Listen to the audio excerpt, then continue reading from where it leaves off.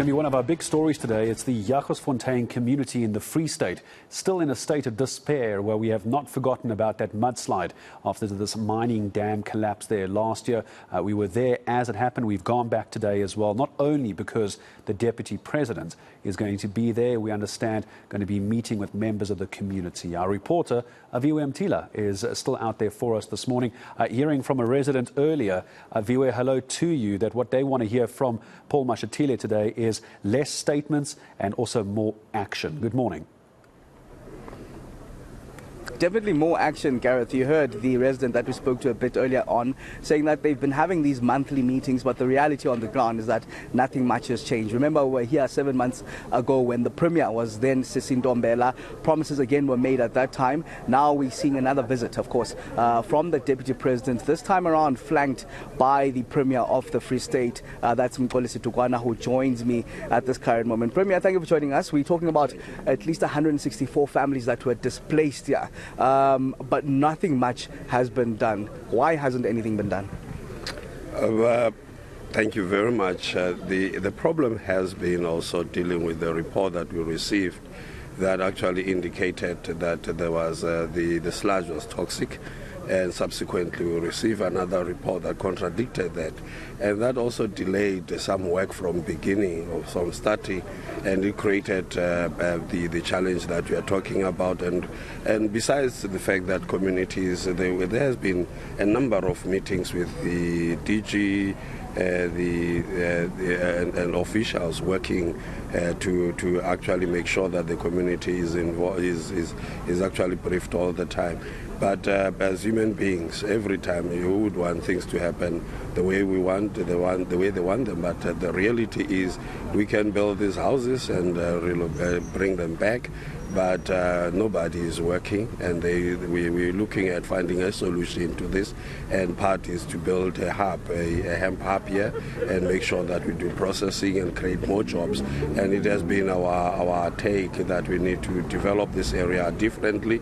This is one of the poorest municipality, and almost 96% of the people are not working here, and the municipality is unable to provide services, and we had problems where people were paid and more than they should be, and in the municipality that we've got more workers than you need, and that has created serious problems for the municipality. Kopanong owes Eskom a lot, it owes Bloom Water a lot, and they can't afford to do this, and there's been a restriction, water restriction, and they owe almost 640 million to Bloom Water, and Bloom Water has actually put up a 30% water reduction in the area, and making sure that that has affected many households, and we are working on that, finding a solution to this. And of course, you know that municipalities get their resources and from their residents and from services. And Premier, residents say that for at least 10 years they haven't had a drop of water. They rely on JoJo tanks. Surely that can't be the case. What is this particular visit going to change? Because they've had these meetings before. Nothing's happening on the ground. What's going to change? Why aren't you actually actioning all that's been said? I don't know if you heard what I said, that you can't just put up a solution to a problem and do what has been done in the past. But you need to create opportunities for people to work.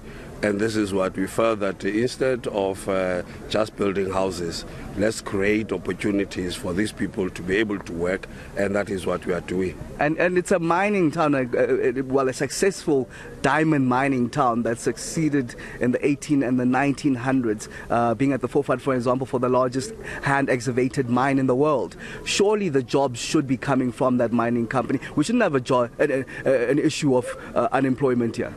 You have that problem. It tells you of the story of what is happening in relation to how capitalism works, and where people would only focus on profit, and unless we actually participate actively in making sure that whatever that we're doing and mining here benefits the people, not only working, and in building a society that is resilient, a community that is resilient. It is not only happening here in Jagersfontein, all over over South Africa where you've got these mining houses, they've not been able to help in building resilient communities. And that is what government is actually pushing, that when you have all these things, build resilient communities, communities that can stand and communities that can be able to stand on their own. Premier, as we wrap up, I'm going to ask for timelines. When are we going to see the houses built for these people?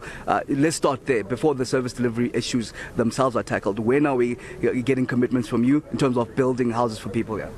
We have built 3 show houses for them to decide which one they want, and then the work will start. 3 show houses since September?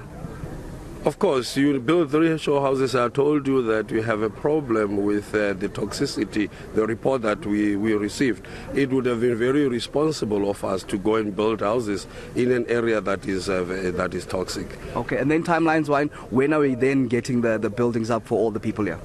You can come after 6 months and see what we would have done.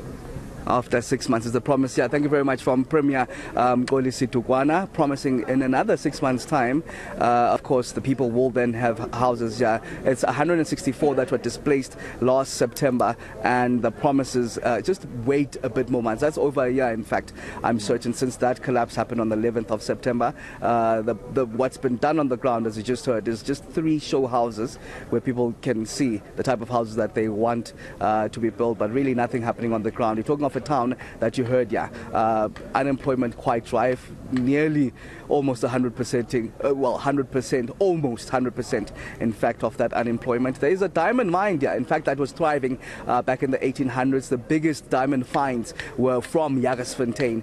We talk of the Excelia, we talk of the Reeds diamond that were found back in the 1800s. If you look at the 1900s, in fact, some of the cleanest cut diamonds were from this mining town. So the issue of unemployment should be non-existent. In fact, they should be living in relative comfort in Jagersfontein, given the production that they've had over the years when it comes to diamonds. But the reality is that they live in abject poverty with not a single drop of water for at least 10 years, relying on water sources from JoJo tanks. Yeah, and it's going to be another 6 months, and your maths is quite right. It's going to take it over a year before anything actually gets done as far as new houses are concerned. And maybe I'm just a bit too skeptical of Aviwe. You can maybe ask the Deputy President this, but their timing works out just in time for the elections next year. I don't know. Maybe I'm just being overly skeptical this morning. Aviwe Mtila, thank you very much. Out for us in Jagersfontein, the Deputy President, Paul Mashatile, is going there later. If I remember correctly, going to be about 10:30 this morning. You can expect Aviwe to be putting some questions to the Deputy President as